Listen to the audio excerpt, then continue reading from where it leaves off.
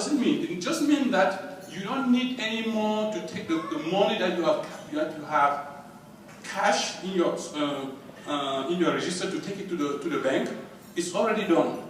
I'm saying that because there are a lot of companies that you need to have people just managing your cash, and now that thing has been resolved. Now, let me go back again. I told you about the $3 that the merchant will lose.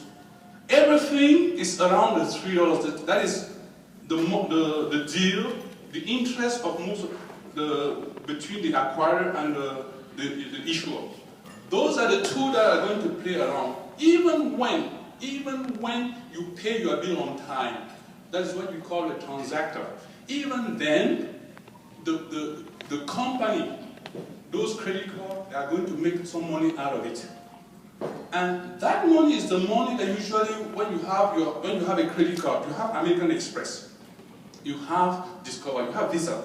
That's the money that usually when you say you have a cash bonus back, people are going to, I want to use this one because I want to get something in return.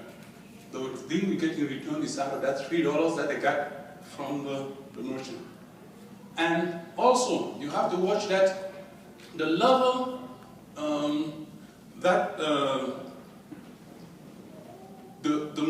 how much it costs. If American Express maybe charge you $5, this is in percent. Usually I took $100, but you have to say it's a percent. And Visa may give you less. But the point is that depending on your industry, depending on what type of transaction you have done, did you go use your credit card on the internet? Did you call a mail order? Was it a signature? Did you have a signature? Or was it with a PIN? Those make a difference, especially for the merchant, how much they're going to lose in terms of money. That is, let's say if you look at the type of transaction where you're using a PIN debit signature, the cost for the merchant, it costs less compared to some of them that you are just using the customer is not present. Now, the person who is at risk in terms of all this you have the issuer and the acquirer. The bank that is at risk the most is the issuer.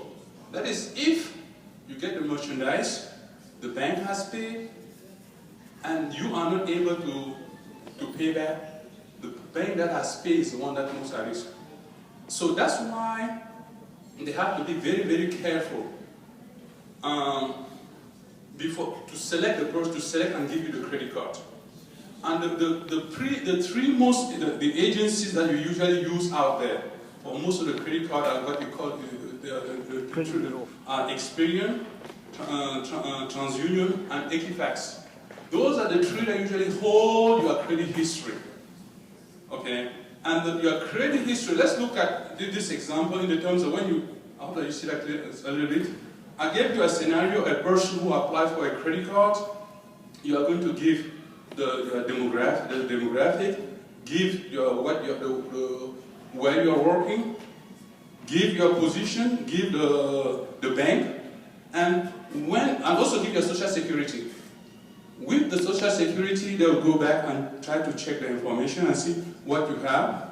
And then they are going to tag to your application all the information from the credit bureau, one of the credit bureaus. And from there, if you look at the credit bureaus, some of the information that are very, very important is how many inquiries they have on your credit, how many times people have called, have asked the credit bureau for information because you have asked for another transaction, or you have requested something.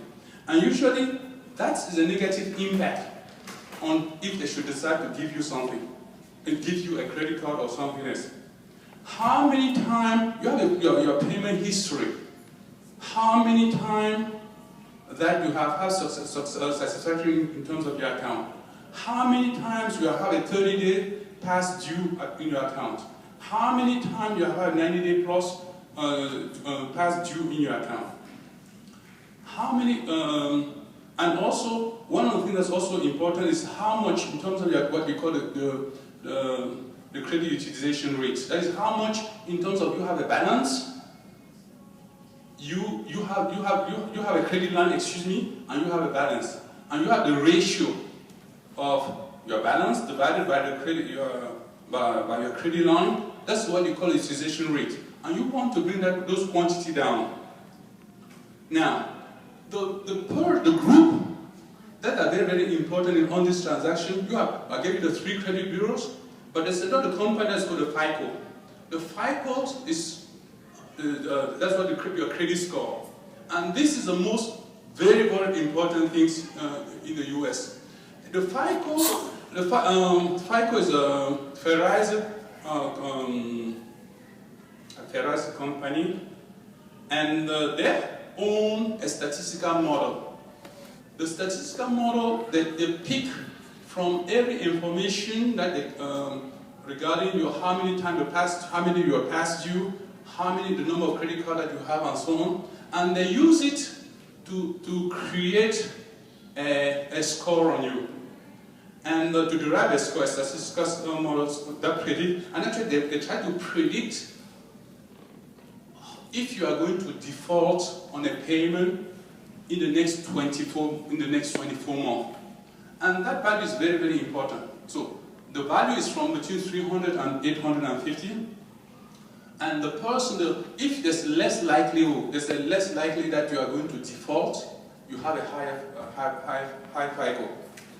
And why is it that very important? Because if I go out, we are competing to get somebody to finance something. Okay. In terms of the interest that we get, it will depend on the FICO. It will depend on your FICO score. So the question for you, each one of you here, is how do I improve my FICO score? Now, how do you improve your FICO scores? One of the things is just if you regularly pay your bill on time. It's a plus. You have to reduce that ratio, the balance divided by the credit line. You have to bring it down as much as possible. You have to avoid what we call the hard credit inquirer from the credit bureau. You want to avoid people at the agencies. The more you are asking, you say, I want this, I want to take money for this, I want to borrow money here, I want to have a new card, and so on. The more you are asking, in terms of the more people know that you are having problems, and most likely you are going to default. So it bring down your FICO score. Also, you have to look for the errors and disputes on your credit. You have friends, we are from Cameroon, in general in Africa. I've been here for 30 years, okay?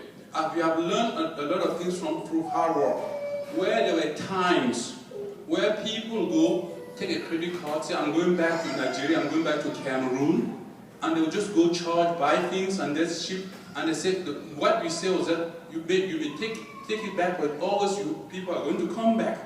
And when you come back, you have your credit history will mess up. Okay, so sometimes you just need to make sure that maybe your cousin, if somebody did not take your credit card, went and done something, and you are checking all the errors that may be there, and you can dispute those things.